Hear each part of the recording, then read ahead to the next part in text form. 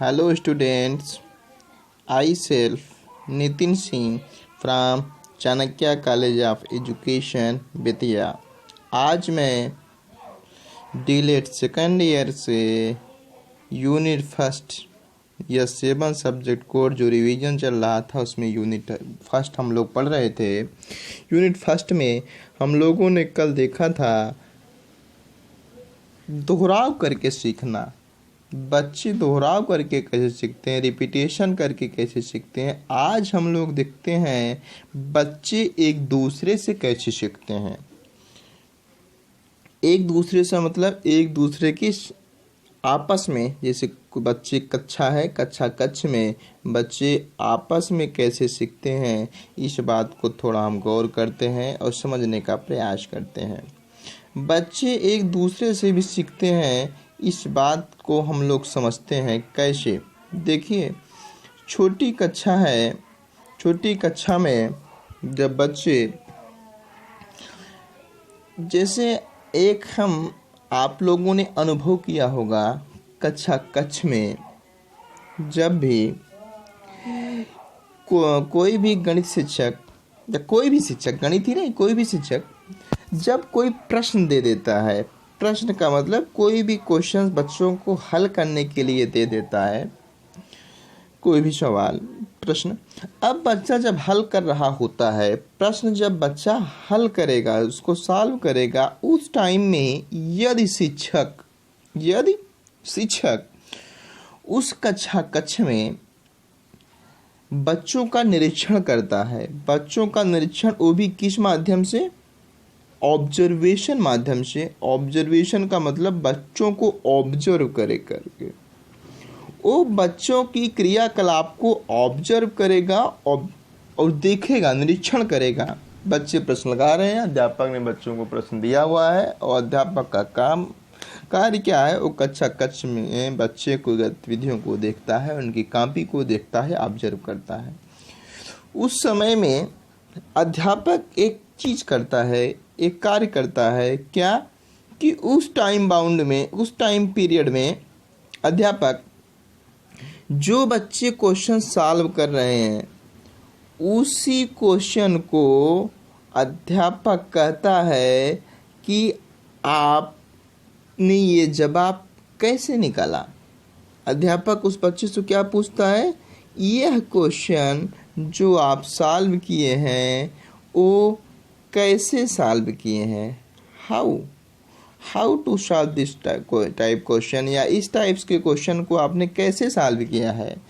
इस स्थिति में अध्यापक देखता है कि जो बच्चे, कुछ बच्चे, अधिकांश बच्चे जो क्वेश्चन सही लगाए हैं, मतलब सही क्वेश्चन लगाने पर भी जिसका क्वेश्चन सही है वो भी कुछ बच्चे भी अपने प्रश्न को इरेज कर दे रहे हैं, गलत काट दे रहे हैं, मिटा दे रहे हैं ना।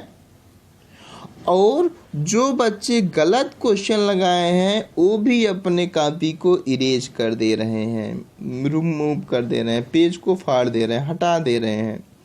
इससे आपको क्या अनुभव हुआ, इस व्यवहार से आपने क्या देखा। जब कक्षा में ये व्यवहार हुआ, इसका मतलब जब शिक्षक ने घूम घूम कर बच्चों से पूछा कि आपने ये सवाल कैसे लगाया, तो बच्चों ने क्या किया, अधिकतर बच्चों ने अपने लिखे हुए जवाब को, हल को मिटा दिया, चाहे वह सही था या गलत था। तो आपने ऐसा व्यवहार देखा, एक शिक्षक होने के नाते आपने इसका क्या निष्कर्ष निकाला। इससे यह पता चलता है, इस ऑब्जेक्ट से, इस व्यवहार से निष्कर्ष निकलता है कि क्या बच्चे सवाल हल करने की क्षमता के बारे में आत्मविश्वास की कमी दिखाती है। बच्चों में जो सवाल हल करने, क्वेश्चन सॉल्व करने के लिए कॉन्फिडेंट चाहिए, उसके आत्मविश्वास होनी चाहिए, उस आत्मविश्वास की कमी है, तभी ना क्वेश्चन को इरेज कर दे रहे हैं। अर्थात एक शिक्षक होने के नाते आप उस बच्चे में आत्मविश्वास की कमी को दूर करने का प्रयास करेंगे। अर्थात जो आत्मविश्वास बच्चे में कम हुआ है, ऐसा नहीं है केवल आत्मविश्वास बड़ों में ही कम, बच्चों में ही कम होता है। ये आत्मविश्वास ये आत्मविश्वास जो बच्चों में कम हुआ है, ये आत्मविश्वास बड़ों में भी कम होता है जब किसी विशेषज्ञ से सामना होता है। जो आत्मविश्वास आपने बच्चों में देखा कि आत्मविश्वास लूज हो गया, आपने काफ़ी ऑब्जर्व किया बच्चों का, वो आत्मविश्वास बड़ों का भी लूज होता है। लेकिन कब जब उससे विशेषज्ञ का सामना होता है, उससे स्पेशलिस्ट लोगों से सामना होता है, अर्थात कहीं ना कहीं कॉन्फिडेंस की कमी है। तो हम क्या करें, इसको रिमूव करने के लिए हम कक्ष में उनको ऐसा इन्वायरमेंट विकसित करें कि बच्चों में आत्मविश्वास की कमी न हो सके। इसके लिए क्या क्या एक्टिविटी कर सकते हैं एक शिक्षक होने के नाते? इसके लिए जिन बच्चों को सोचने की क्षमता पर भरोसा नहीं होता, उन्हें बाद में इस क्षमता को विकसित करने में काफ़ी दिक्कत होती है। इसीलिए ज़रूरी है सीखने का ऐसा माहौल बनाया जाए बच्चों का आत्मविश्वास बढ़े।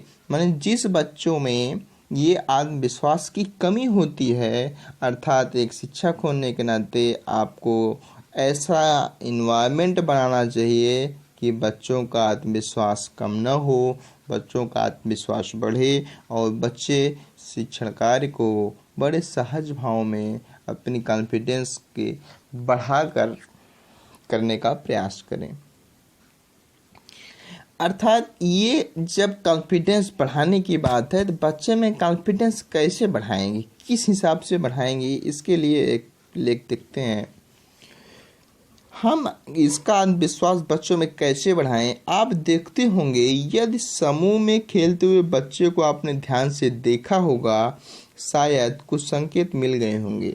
आप बच्चे जब ग्रुप में खेलते हैं तो आपने ऑब्जर्व किया होगा, देखा होगा कि बच्चे जब साथ खेलते हैं तो एक दूसरे की सोच को जांचते रहते हैं। मतलब कि हमारा सहपाठी, हमारा साथी, हमारा प्रतिद्वंदी जिसके साथ हम खेल रहे हैं, उसके दिमाग में क्या चल रहा है, अर्थात उसकी सोच को समझने का प्रयास करते हैं।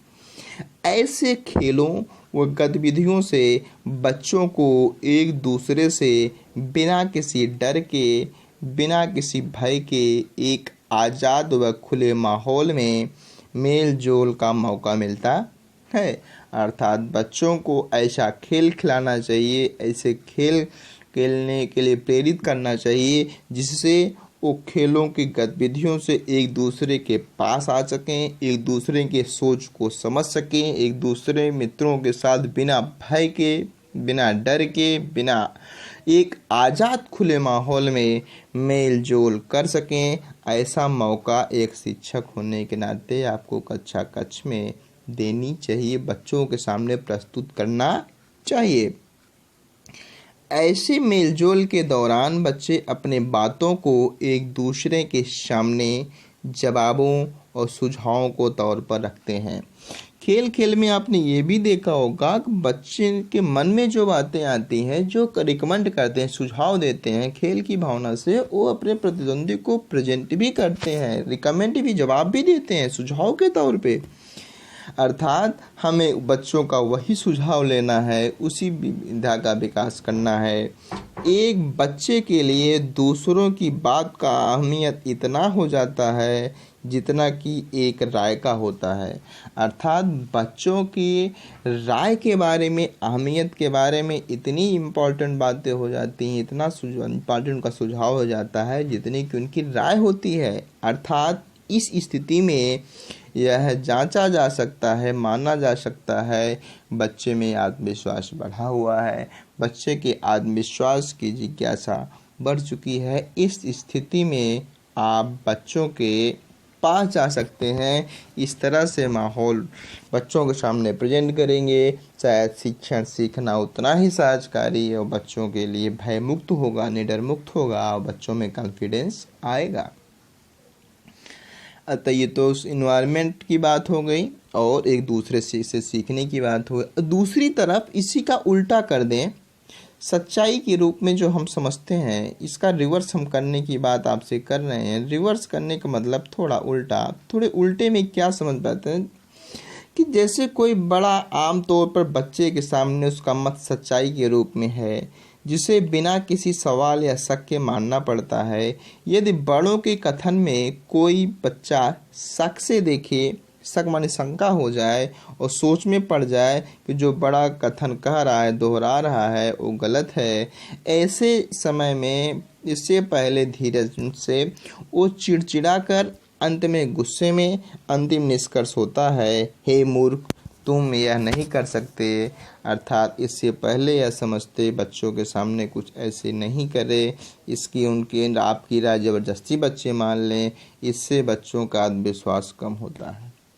इट मीन्स इसका उल्टा कर दिया जाए कि अपना ज्ञान, अपना जवाब, अपना तर्क बच्चों को ऊपर ज़बरदस्ती थोप दिया जाए, ज़बरदस्ती थोपने की लिए बात कही जाए कि नहीं, हमारी बात आप दोहराइए, हम जो कह रहे हैं आप कहिए, गुस्सा में कहिए, चिड़चिड़ा कर बच्चों के सामने बात प्रेजेंट करिए, अर्थात डांटते हुए, नहीं मूर्ख हो तुम, हमारी बात नहीं समझ सकते तुम, अर्थात तुम समझने योग्य नहीं हो। तो ऐसा करने से बच्चों के सामने जब ऐसा प्रेजेंट करेंगे किसी भी तथ्य को, किसी भी घटना को, तो उस समय बच्चा कोई भी बात सीखेगा, लेकिन उस सीखी हुई बात में आत्मविश्वास की कमी झलकेगी, लैक ऑफ कॉन्फिडेंस। अर्थात उस कंडीशन में बच्चा सीख तो जाएगा, लेकिन क्या उसमें कमी आ जाएगी, आत्मविश्वास की कमी, उसमें कॉन्फिडेंस नहीं रह जाएगी। इस स्थिति में बच्चे को निष्कर्ष रूप में आप कह सकते हैं कि इसलिए सीखने का माहौल, सीखने के लिए बिना डर आपसी मेल जोल होना ज़रूरी है। इस तरह का मेल जोल अन्य कारणों से भी महत्वपूर्ण होता है, अर्थात बच्चों को आपसी मेल जोल करके एक दूसरे से सीखने में फ़ायदे हो सकते हैं, बहुत से फ़ायदे होते हैं। वो दूसरी बात को तर्क से समझते हैं, अहमियत देते हैं, उनके विचारों को भी महत्व बढ़ती है, उनमें ये कॉन्फिडेंस की भी बात बढ़ जाती है, उनमें तर्क करने की क्षमताएं बढ़ जाती हैं, उनमें डर नहीं रहता, भय नहीं रहता, सहज भाव में सहज अभिव्यक्ति की क्षमता का विकास होता है। अर्थात आपसी मेल जोल से भी बच्चे बड़े सहज भाव में सीख सकते हैं। एक बात और देखने का प्रयास करते हैं, यदि आप इससे सहमत हैं कि बच्चे एक दूसरे से बहुत कुछ सीखते हैं, तो हम उन्हें ज़्यादा से ज़्यादा ऐसे मौके दे सकते हैं और जिससे अधिकांश बातें सीख सकें। यह महत्वपूर्ण है कि ऐसी परस्पर क्रियाएं औपचारिक और मज़ेदार हों। इट मीन्स कि जो हम बच्चों के लिए ये मौके दे रहे हैं, वो मौके औपचारिक रूप से हों और इंटरेस्टेड हों, बिना किसी भय के हों। अच्छी बात यह है कि जो मौके हम बच्चों के लिए परस्पर आंतरिक क्रियाएं करने के लिए मौका दें, ये औपचारिक हों, मज़ेदार हों, बिना किसी डर के हों।